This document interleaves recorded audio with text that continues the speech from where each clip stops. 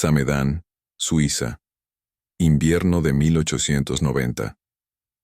En un pueblo olvidado enclavado en los Alpes, donde la crudeza del invierno moldeaba incluso los silencios, cada familia seguía el mismo ritual con la llegada del otoño.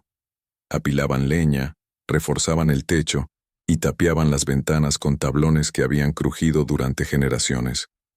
Uno menos. La viuda Annelies Baumgartner, con sus ojos hundidos y sus manos siempre sucias de tierra, pasaba días cavando en su propio patio trasero. Mientras los demás rezaban por un hogar fuerte, ella cavó en silencio. Dijeron que se volvió loco después de la pérdida. Se rieron cuando ella desapareció durante horas dentro de un agujero en el suelo. A lo que ella llamaba refugio, lo llamaban tumba. Cuando llegue el hielo no habrá lugar en el mundo más frío que ese agujero, susurró un vecino. Pero ese invierno, lo que se congeló primero, no fue el suelo. En Samedan, la temporada de nieve era más que un fenómeno. Era un ritual heredado. Los padres enseñaron a sus hijos a reconocer el sonido de la primera helada en las tablas, a medir el espesor del hielo en el cubo del corral y a predecir tormentas de nieve por el silencio de los pinos. Allí, la supervivencia era menos una cuestión de fuerza y más de repetición. Repitiendo los métodos, los consejos, las predicciones. Desviarse de esto era, para muchos, faltarle el respeto a los muertos que habían resistido antes. Annelies nunca repitió nada. Ella había estado viviendo sola desde que su esposo, Joseph, se cayó del acantilado detrás de su casa 2 inviernos antes. Desde entonces, habló poco y cavó mucho. Algunos decían que era culpa. Otros, que el dolor la había vuelto excéntrica. Pero nadie se acercó lo suficiente para saberlo. Las primeras semanas de septiembre las pasamos bajo observación. Desde el campo, podían verla arrodillada, cavando en la tierra como si buscara algo enterrado. Los niños pasaban corriendo, riendo a carcajadas. «Ella quiere ser enterrada con él». Las madres pidieron silencio, pero contuvieron la risa. Era fácil reírse de aquello que uno no entiende. Todo el pueblo continuó con sus prácticas habituales. Muros reforzados con arcilla, huecos sellados con paja, cajas de sal apiladas en la despensa. Todos sabían que enero traería una ola de frío como pocos habían visto jamás. Pero nadie hablaba de ello abiertamente. No por miedo, sino por costumbre. En Samedan, se esperaba el invierno como se espera el final de un ciclo inevitable, en silencio. Pero lo que hacía Annelies no estaba en sintonía con todo lo demás. Apuntaló tablones en lo profundo, colocó piedras para sostener las paredes de tierra y probó pequeñas palancas hechas con cuerdas y trozos de trineo. Ella no almacenaba alimentos en la cocina. Todo estaba llevándoselo a la clandestinidad. Una mañana de octubre, una vecina mayor, Gertrude, intentó iniciar una conversación. «Ya sabes que el hielo se desliza hacia abajo, se te mete en los huesos. Allá abajo, es peor». Annelies simplemente asintió, sin dejar de atar los fardos de paja que llevaba al agujero. Esa tarde circulaba por el pueblo la siguiente noticia. «Ella va a morir allí». Y con el tiempo, los intentos de intervenir cesaron. Era más cómodo verla fracasar que admitir la posibilidad de que ella supiera algo que los demás no. El invierno no llegó de repente. Llegó como siempre. Lento, constante y disfrazado de niebla. Durante la primera nevada ligera, todos sonrieron. Era señal de que estaban preparados, excepto ella. Annelies cubrió la entrada del refugio con tablones viejos, hojas y una capa de piedras. Desde entonces nunca más fue vista. Lo que nadie sabía era que allí abajo había algo más que suciedad y terquedad, y lo peor estaba aún por venir. La decisión de Annelies comenzó meses antes, a finales del invierno pasado. Mientras los demás celebraban el deshielo con pan fresco y niños corriendo descalzos por el barro, ella caminaba por el bosque en busca de piedras grandes y rectas, de esas que son difíciles de transportar. Él no lo explicó. No intercambió palabras con nadie. Él simplemente observaba el suelo y marcaba los puntos con pequeñas ramas clavadas en la tierra. Algunos pensaron que había realizado algún tipo de penitencia. Otros dijeron que estaba construyendo algo en secreto. Pero lo más común escuchar era: ella se está desesperando por morir junto a su marido. Y se propagó fácilmente. En el mercado, cuando Annelies apareció con las botas sucias y los brazos arañados por cargar leña, los comentarios fueron susurrados demasiado cerca. Ella cree que sobrevivirá al hielo en la oscuridad. La encontrarán congelada, abrazada por las raíces. Nadie preguntó realmente, y ella no lo explicó. A medida que pasaban los días, sus opciones se hacían cada vez más evidentes. Solía comprar sal, pero no para conservar la carne. Estaba destinado para el suelo.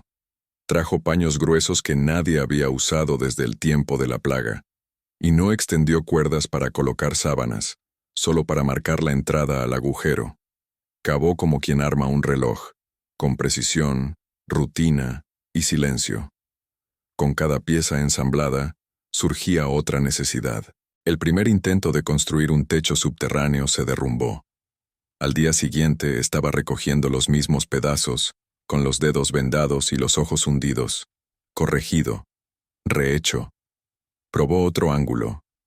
Un domingo, un grupo de chicos pasaba por allí, curiosos. Estaba armando una especie de estufa improvisada, fijada a las rocas con arcilla y ceniza. Uno de ellos escupió al suelo y dijo en voz bastante alta: ¿por qué tanto alboroto? ¿Van a darse un festín en el infierno? Ella miró hacia arriba, pero él no respondió. Continuó jugando con la estructura como si el comentario se hubiera perdido en el viento. Este silencio, más que las excavaciones, fue lo que empezó a causar preocupación. No hubo ningún enfrentamiento. No hubo ninguna locura explícita. Solo convicción, y el tiempo pasó. En noviembre, la primera gran ola de frío azotó Samedán. Duró 2 días. Algunas personas perdieron parte de la cosecha tardía. Algunas ventanas se agrietaron. El sacerdote advirtió durante la misa: este será un invierno duro, como los de antaño. Y fue solo entonces que algunos comenzaron a preguntarse: ¿y si tiene razón? Pero era demasiado pronto para admitirlo. Desde fuera, el pueblo aún conservaba su risa. Pero ahora, ya no fue tan fácil. Porque incluso sin decir palabra, Annelies no parecía estar equivocada. Ella parecía lista. La madrugada del 12 de diciembre fue diferente. El sonido del viento cambió. Ya no se oía el tenue silbido entre las grietas, sino un ruido sordo y constante, como si el cielo presionara el pueblo con su propio peso. La temperatura bajó rápidamente, casi 10 grados en apenas unas horas. Algunos animales se quedaron congelados mientras estaban en el corral. Al amanecer, la mitad de las puertas estaban cubiertas de hielo desde dentro. Las chimeneas fallaron. La madera mal secada crujió furiosamente y extinguió el fuego. En casa de los Meyer, el niño más pequeño temblaba y su rostro se había puesto morado. En casa de los Fisher, la harina se había endurecido por el frío esta mañana. Pero el refugio de Annelies resistió. Allá abajo el calor era sofocante, quieto, sin viento. La humedad está controlada por la paja del techo y las piedras que lo rodean. Había almacenado agua en recipientes enterrados, aislados con capas de tela y arcilla. Las raíces no se congelaron. La estufa improvisada mantenía una temperatura mínima constante, y el silencio allí parecía un tipo de silencio diferente. Ella podía oír el mundo congelándose sobre ella. Y esperé. Durante 3 días nadie la vio. Algunos creyeron que había muerto. Pero no había ningún olor ni había cuervos. La entrada del refugio parecía intacta, ligeramente cubierta de nieve y protegida con precisión. Era como si estuviera sellado. En el pueblo las conversaciones ya estaban cambiando de tono. ¿Ella lo sabía? ¿Fue así todo el tiempo? Pero nadie se atrevió a preguntar. Todavía era demasiado pronto para admitir el error. Y nadie admitiría en voz alta que tenía envidia de un agujero en el suelo. En la mañana del cuarto día, el viejo Johann intentó salir de casa y resbaló al abrir la puerta. Casi perdió los dedos, que quedaron pegados al pomo de la puerta congelado. Él fue el primero en decirlo, con la mirada baja. Quizás tenga razón. Esa misma tarde, una de las chimeneas se derrumbó por el peso de la nieve. Humo acumulado dentro de la casa. El hijo de Gertrud fue encontrado aturdido, apoyado contra la pared. Él no murió, pero estaba tosiendo sangre. Mientras tanto, en el refugio, Annelies controlaba el tiempo haciendo pequeñas marcas en la madera. No para control, pero por respeto. Cada día que pasaba allí, era un gesto contrario a lo que se esperaba de ella. Contra la certeza de los demás, contra la repetición que mató en silencio. Ella no estaba sonriendo. Ella no se sintió victoriosa. Simplemente vive.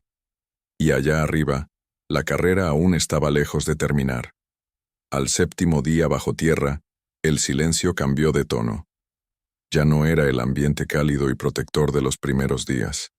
Era denso, pesado, como si algo arriba se hubiera quedado completamente dormido. Annelies notó que el aire se sentía diferente. Más aún, más húmedo. Al acercarse a la pared norte del refugio, notó que había humedad filtrándose entre las piedras. La arcilla comenzaba a ceder. El refugio, que había resistido el frío, ahora amenazaba con derrumbarse desde dentro. Ella no entró en pánico. Él simplemente retrocedió unos pasos y observó.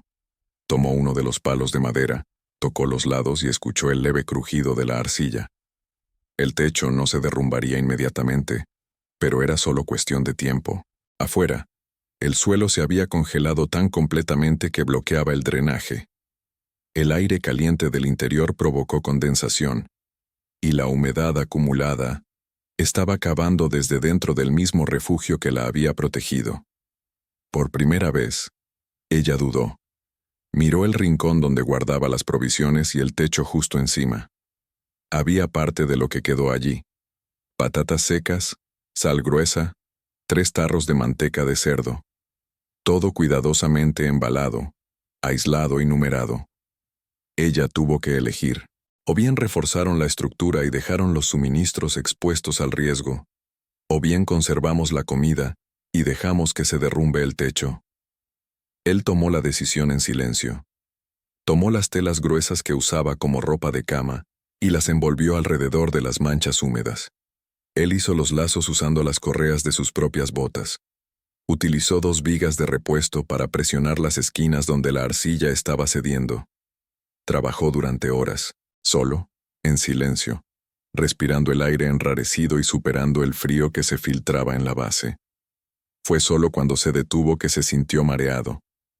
La temperatura había bajado en el interior, y empezó a sentir que sus dedos se movían más lentamente, volviéndose más entumecidos. Intentó reencender la estufa utilizando las brasas conservadas en la ceniza. Pero la humedad había borrado casi todo.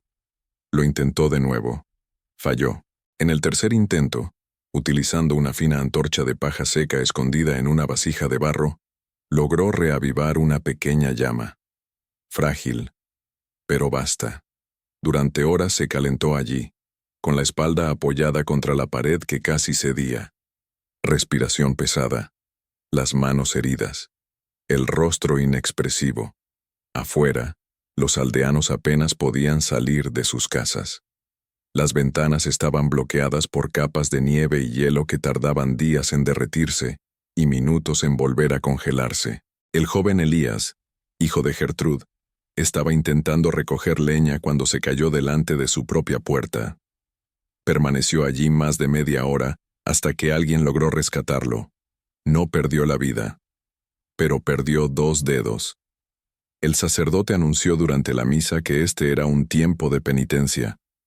Pero en el fondo, nadie se sentía preparado, ni siquiera los más antiguos. Al 8º día, el refugio de Annelies volvió al equilibrio. El techo no se derrumbó. Los suministros se mantuvieron, y la llama permaneció viva, alimentada por restos de raíces y fibras secas cuidadosamente conservadas. Pero ella sabía que ahora Había un nuevo enemigo, no el frío, pero el tiempo, y el tiempo cuesta más que el hielo. Cuando comenzó el 12º día del duro invierno, Samedan dejó de ser una aldea y se convirtió en un ruido apagado enclavado entre las montañas. La nieve ya no caía suavemente, cayó a mechones, empujado por vientos que aullaban hasta altas horas de la madrugada, arrancando tejas, partiendo ramas y enterrando caminos. Nadie más intentaba salir de la casa. Incluso los perros, acostumbrados al frío, temblaban mientras se apoyaban en las puertas. Lo que antes era rutinario, alimentar a los animales, juntar leña, calentar agua, ahora era pura supervivencia. Las reservas, hechas con orgullo a finales de otoño, se desvanecían junto con la esperanza, y sus miradas comenzaron a encontrarse por primera vez con menos juicio y más aprensión. Gertrude, la misma muchacha que se había burlado de Annelies meses antes, ahora miraba por la ventana como si esperara que una figura emergiera de la nieve. Pero nadie vino. No Annelies. Abajo, el refugio se mantuvo firme, pero el aire era pesado, denso, no por el clima, sino por el tiempo. Annelies ya no dormía bien. Los ciclos se habían mezclado. El día y la noche eran conceptos que no existían bajo tierra. Contaba las pausas entre las ráfagas de viento para saber si era el amanecer o la tarde. Los suministros se estaban agotando. Ella lo sabía. Lo había escrito. Sabía cuánto quedaba de todo. Pero no mostró ninguna señal de tener prisa. Al contrario, demostró control. El mayor desafío para ella no fue el frío exterior. Se trataba de mantener la claridad aquí. Se trataba de confiar en el refugio incluso cuando afuera todo se estaba desmoronando. El día 14, durante la madrugada, el techo de la casa de la familia Meyer se derrumbó. La nieve invadió el segundo piso. Allí dormían 5 personas. 4 escaparon. El abuelo no tuvo tanta suerte. Y fue en ese momento cuando los vecinos comenzaron a romper el silencio. Alguien tiene que comprobar si está viva. Si sobrevivió, podría tener agua, leña, cualquier cosa. Y si no está allí, quizá todavía haya refugio. Esa frase, tal vez todavía haya refugio, fue la primera admisión real. No por su error, sino por la posible causa del mismo. Y así, en medio de la noche más fría de aquel año, 3 figuras cruzaron la nieve en silencio. No con antorchas, pero con las manos desnudas y la cara inclinada. Se oyó un golpe en la puerta de la casa. Nada. Rodearon el lado donde recordaban haber visto las estacas y la paja. Allí, cubierta por una gruesa capa de hielo, aún existía la entrada al refugio. Lechuga, intacto. Comenzaron a cavar con las manos. Trozos de hielo rompiendo mis uñas, mi cara ardiendo en el viento. Pero ellos cavaron, hasta que tocaron madera, una tabla oscura y seca, sin signos de humedad, sin grietas. Y ahí, me golpearon. 3 veces. Nada. 2 más. Silencio. Justo cuando estaban a punto de darse por vencidos, oyeron un sonido débil, un fastidio, un pestillo. Y entonces, la puerta se abrió, unos centímetros, lo justo para que el humo caliente escape y se encuentre con el aire cortante. Al otro lado, el rostro de Annelies, pálido, exhausto, pero de pie. Ella no preguntó por qué estaban allí. No dije, te lo dije. Él no exigió nada. Él simplemente miró y luego dio 2 pasos hacia atrás, y dejó la puerta entreabierta.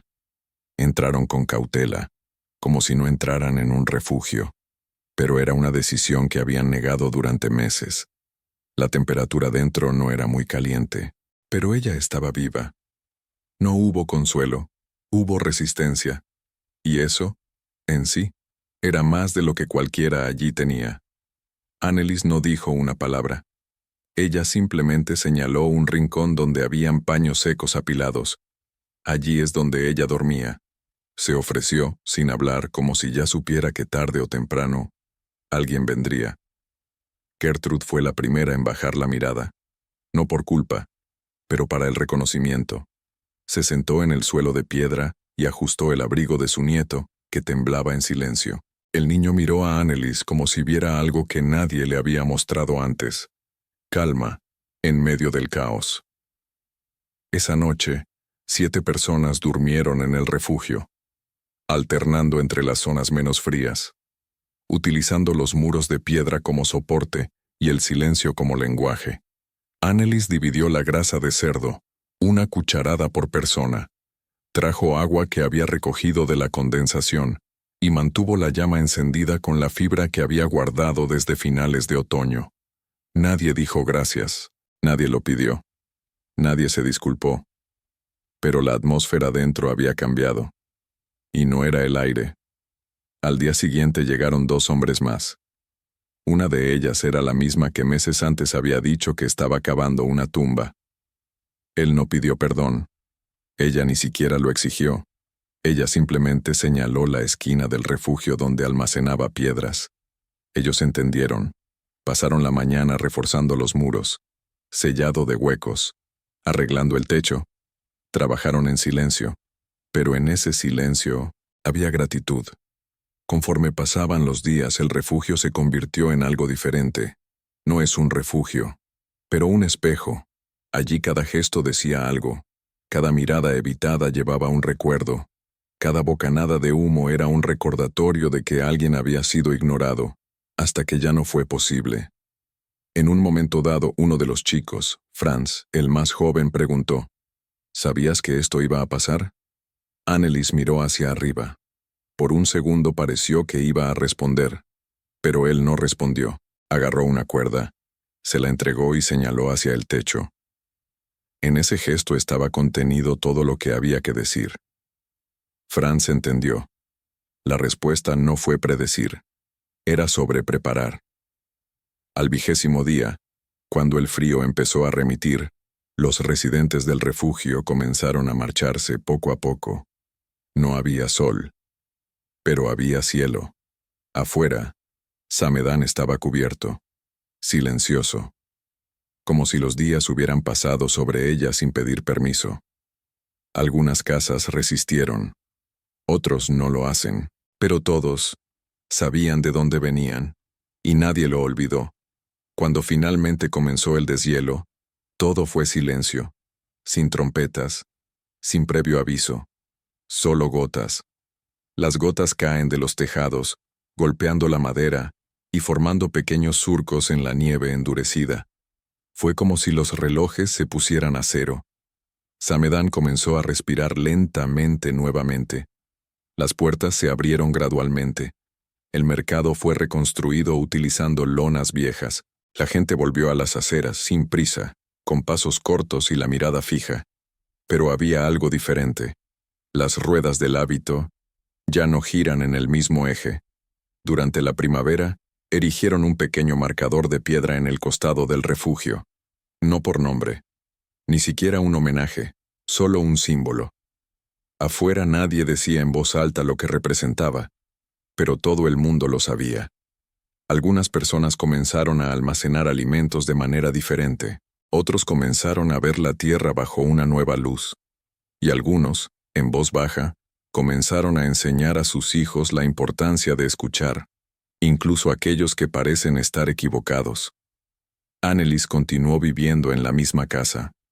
No construyó nada nuevo. No buscó reconocimiento. Durante los meses siguientes, se la vio limpiando el interior del refugio. Almacenamiento de leña, reforzando la entrada. Cuando se le preguntó si esperaba otro invierno como aquel, simplemente negó con la cabeza. No precisamente. No, realmente no. Como alguien que entiende que la preparación no es para lo que o que suceda, pero para que él puede suceder. Los niños del pueblo ahora caminaban más lentamente más allá de su casa. No te rías. Algunos estaban saludando. Ella rara vez correspondía, pero mantuvo la puerta de la valla ligeramente abierta. Meses después, Gertrude comenzó a visitarla con pan duro y trapos para hilar. No como pago, pero como un gesto. Y entre los dos, se creó un cómodo espacio de silencio. El refugio nunca estuvo cerrado. Él todavía estaba allí. como recuerdo, como estructura, como una advertencia silenciosa de que el frío no pide permiso. Y cuando la siguiente generación preguntaba qué era, los padres respondían con una sola frase: es donde aprendemos a escuchar, demasiado tarde. Algunas personas gritan para ser escuchadas, otros simplemente siguen cavando.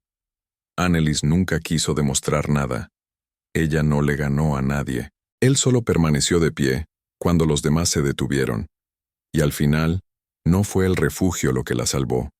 Era silencio, la decisión solitaria de construir, cuando todos reían.